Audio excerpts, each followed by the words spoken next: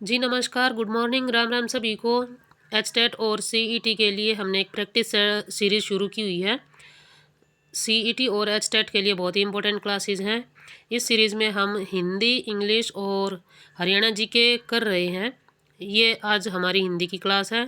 Previous class देखने के लिए आप हमारे चैनल पर विज़िट कीजिए, चैनल को सब्सक्राइब कीजिए और वीडियोस को ज़्यादा से ज़्यादा लाइक, शेयर एंड सब्सक्राइब कीजिए। बेल आइकॉन को प्रेस कीजिए ताकि आपको आने वाले हर नोटिफिकेशन मिलती रहे। चलिए शुरू करते हैं आज की क्लास। फर्स्ट क्वेश्चन है, निम्नलिखित में कौन सा शब्द आनी प्रत्यय से निर्मित है? आनी प्रत्यय जैसे चायदानी है, चाय और दानी, दो वर्ड हैं, इसमें आनी प्रत्यय नहीं है, ये दानी से मिलकर बना है। धनी, धन, मूल शब्द क्या है? धन और ई, ये धन और ई से मिलकर बना है। दर्शनीय, दर्शन और अनीय, तो इनमें से जो है किसी भी वर्ड में, कोई किसी भी शब्द में आनी प्रत्यय नहीं है। अब शिवानी देखिए, शिव प्लस आनी, मूल शब्द है शिव और आनी, तो हमारा करेक्ट ऑप्शन हो जाएगा ए, शिवानी। नेक्स्ट क्वेश्चन, विराम चिन्ह की दृष्टि से निम्नलिखित वाक्यों में से अशुद्ध वाक्य छांटिए।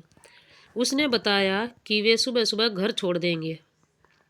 अरे अरे सांप, काश इस नए मेहमान को नज़दीक से देखा जा सकता। हम सब जानते हैं कि वह बुद्धिमान भी है और कुशल भी है। तो इसमें जो है अशुद्ध वाक्य आपको चिन्ह की दृष्टि से देखना है। जो है विराम चिन्ह की दृष्टि से इसमें जो है बी है, अरे अरे सांप, ये करेक्ट है। काश इस नए मेहमान को नज़दीक से देखा जा सकता है, ये भी करेक्ट है। और डी जो है, हम सब जानते हैं कि वह बुद्धिमान भी है और कुशल भी है, ये भी सही है। तो हमारा जो राइट आंसर है, हमारा ऑप्शन हो जाएगा ए। उसने बताया कि वे सुबह सुबह घर छोड़ देंगे, ये तीनों जो है करेक्ट हैं। और ए जो है चिन्ह की दृष्टि से अशुद्ध है। नेक्स्ट क्वेश्चन है, केंधो ऋतुराज काज अवनि उसास लेत, किंधो यह ग्रीष्म की भीषण लुआर है। इसमें जो है काव्यांश में अलंकार का उदाहरण बताना, कौन सा अलंकार है। तो केंधो ऋतुराज और किंगो यह ग्रीष्म की, इसमें जो है संदेह बताया गया है, तो हमारा जो राइट आंसर हो जाएगा ऑप्शन ए, संदेह, इसमें जो है अलंकार है। नेक्स्ट है, दिए गए किस शब्द में उपसर्ग का प्रयोग हुआ है? उपसर्ग बताना है। उपसर्ग जो है वो आगे लगते हैं, शब्द के आगे लगते हैं, और प्रत्यय जो है वो शब्द के पीछे लगते हैं। ठीक है, तो दार, दार, इसमें कोई उपसर्ग नहीं है, न जार में कोई उपसर्ग है, न चार में कोई उपसर्ग है। सदाचार देखिए, सदाचार का संधि जो है विच्छेद कीजिए आप, सत प्लस आचार, जो मेन शब्द है वो है आचार, व्यवहार जिसको बोलते हैं। और इसमें जो है ये सत शब्द जो है आगे लगा हुआ है, तो सत जो हो गया इसमें उपसर्ग हो गया, तो हमारा राइट आंसर हो जाएगा ऑप्शन डी। नेक्स्ट क्वेश्चन, आग के लिए उपयुक्त पर्यायवाची शब्द नहीं है। आग के पर्यायवाची कौन कौन से हैं? अनल है, पावक है, अग्नि है। लेकिन अनिल जो है वो वायु के लिए, हवा के लिए प्रयोग होता है। ठीक है, हवा या वायु के लिए प्रयोग होता है। तो जो शब्द पर्यायवाची नहीं है आग का, वो है ए, ऑप्शन ए, अनिल। नेक्स्ट है, उदयाचल शब्द के लिए सर्वाधिक उपयुक्त वाक्यांश क्या है? उदयाचल, जहाँ से सूर्य निकलता है, जिस पर्वत के पीछे से सूर्य निकलता है उसको उदयाचल कहते हैं। बाकी ये अलग हैं। पर्वत के पास की भूमि को उपत्यका कहते हैं। ये एक क्वेश्चन पेपर में और आया हुआ था हिंदी में। सूर्योदय से पूर्व का समय उषाकाल कहलाता है और सूर्य के अस्त होने का स्थान जो वो अलग होता है। तो उदयाचल क्या है? सूर्य जिस पर्वत के पीछे से निकलता है उसे उदयाचल कहते हैं।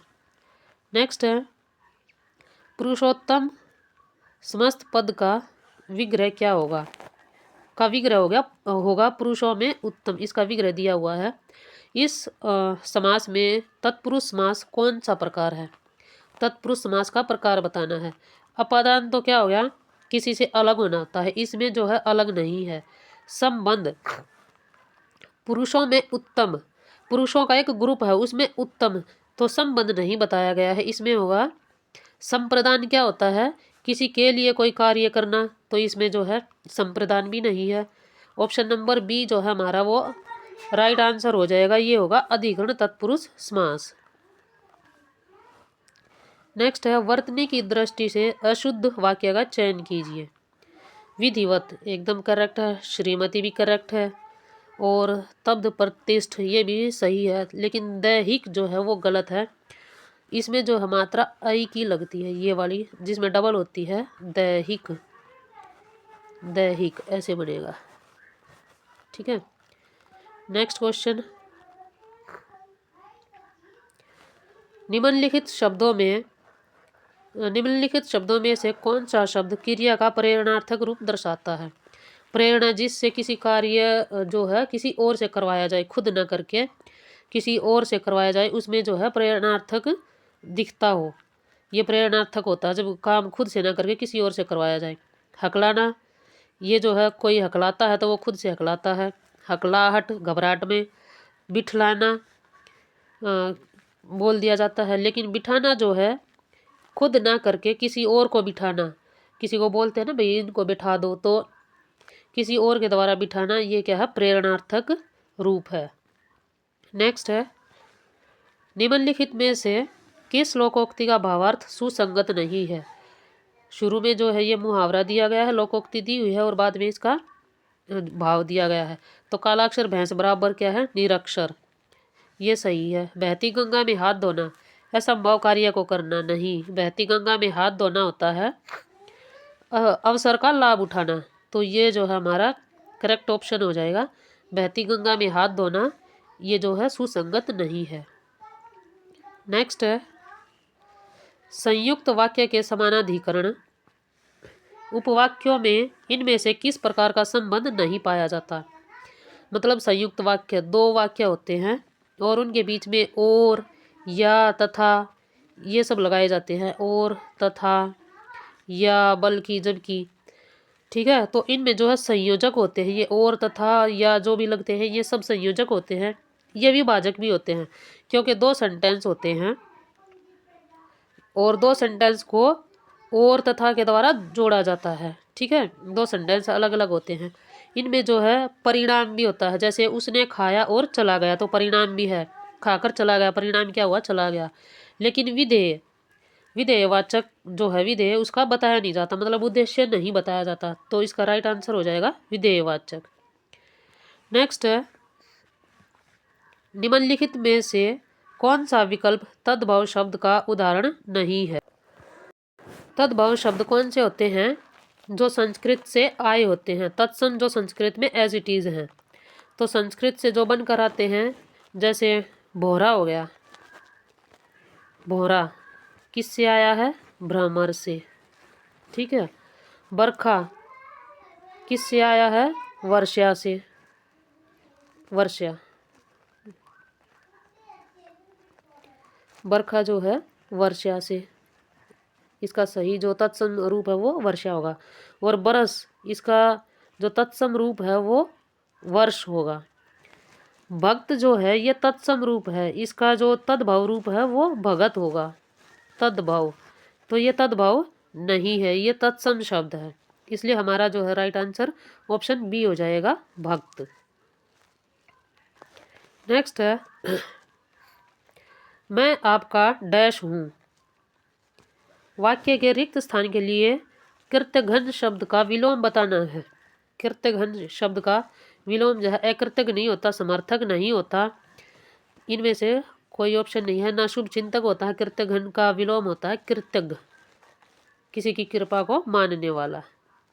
नेक्स्ट है, दिए गए शब्दों के किस वाक्य में कारक चिन्ह का उपयुक्त प्रयोग हुआ है। कारक चिन्ह का प्रयोग, तितली फूलों में रस पी रही है, में नहीं, फूलों से रस पी रही है।